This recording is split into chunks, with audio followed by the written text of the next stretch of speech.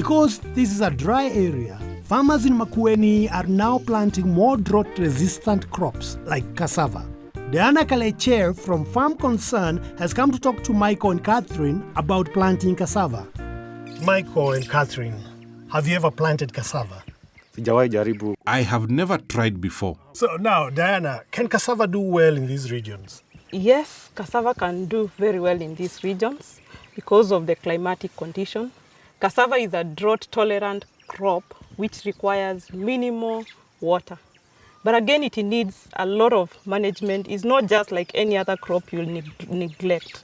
First, if you want to plant cassava, you require seed, and seed which are free from disease.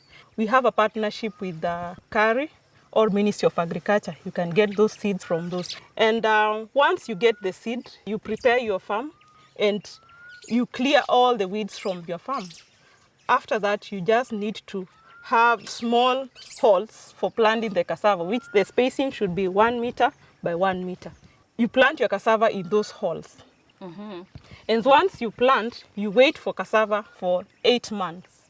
And in between, you need to weed twice before harvesting. Mm-hmm. And once it's ready, you can dig the cassava and uproot it. It is very easy to harvest cassava.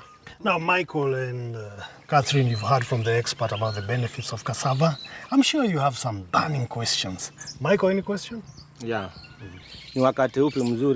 When is the best time to plant cassava?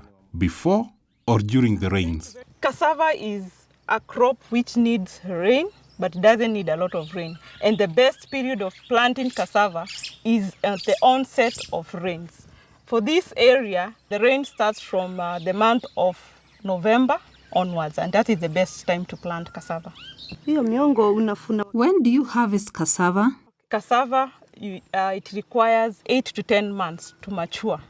And once you plant in the month of November, you need to start harvesting in the month of September, October. You should be finishing harvesting.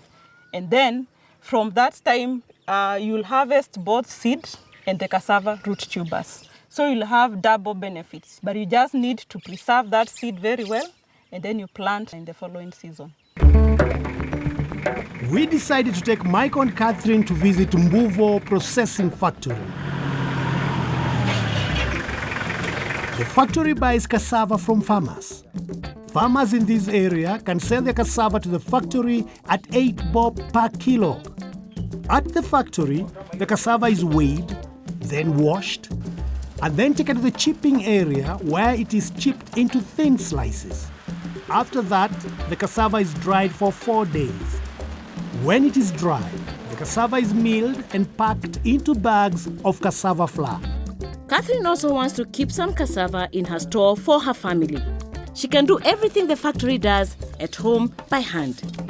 First, she'll peel the cassava using a knife the same day she has harvested.